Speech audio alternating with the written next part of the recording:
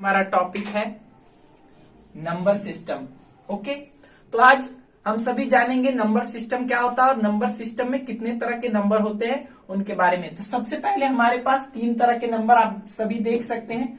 First है natural number, second है whole number और थर्ड है हमारा इंटीजर्स। ठीक है, तो नेचुरल नंबर क्या होता है? ठीक है, नेचुरल नंबर क्या होता है बच्चों?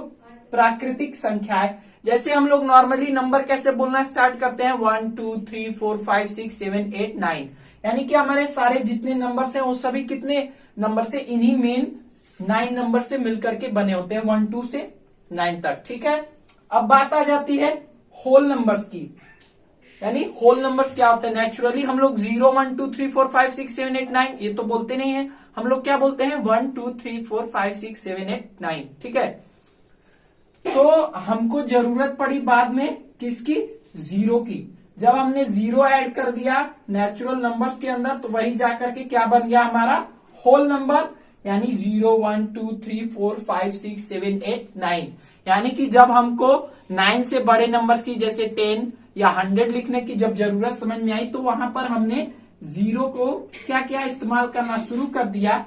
तो नेचुरल नंबर में जब जीरो को ऐड कर दिया जाता है तो उसी को हम लोग होल नंबर्स कहते हैं। ठीक है, 0 1 2 3 4 5 6 7 8 9 इन्हीं सभी नंबर से छोटी से छोटी यानी 30 से लेकर के 3 लाख तक के नंबर्स जो है हमारे वो बन जाते हैं। ठीक है, तो सारे छोटे से छोटे लेकर के बड़े से बड़े नंबर्स तक बनाने के लिए इन्हीं नंबर्स का इस्तेमाल किया जाता है, इसलिए इनको होल नंबर्स कहते हैं।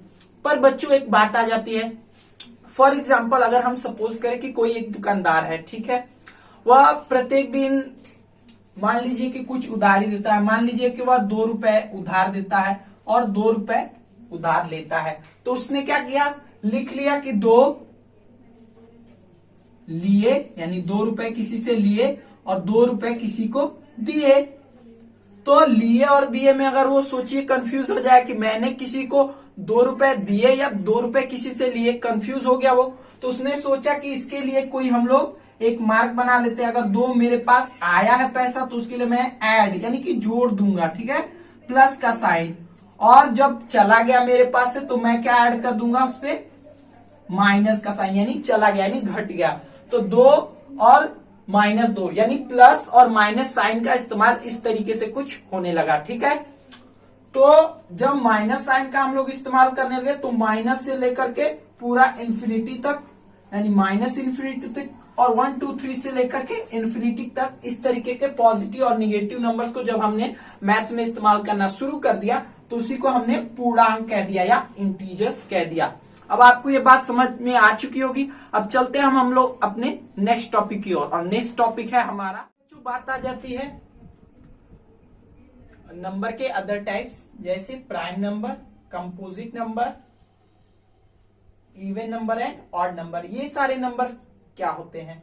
तो सबसे पहले बात करेंगे हम लोग प्राइम नंबर। हिंदी में कहते हैं अभाज्य संख्याएं।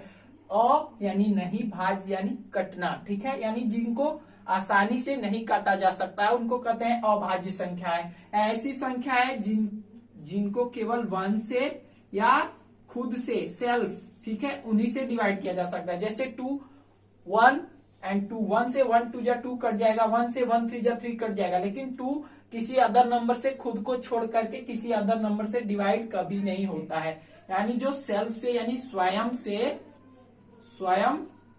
से या 1 से डिवाइड होती है, या फिर कह सकते हैं ऐसे नंबर्स जिनके केवल 2 फैक्टर्स होते हैं, 1 और वो खुद नंबर, ठीक है, तो उनको कहते हैं हम लोग प्राइम नंबर्स। जैसे 2 का 2 और 1 दो क्या हो गए, उसके 2 फैक्टर्स हो गए, यानी जिसके केवल 2 फैक्टर्स होते हैं उनको हम लोग प्राइम नंबर अभाज्य संख्याएं कहते हैं। 2 3 5 7 11 और इसी तरीके से अन्य अदर नंबर्स। ठीक है, इसके बाद बात आ जाती है कंपोजिट नंबर, भाज्य संख्याएं। भाज्य संख्या क्या होती है?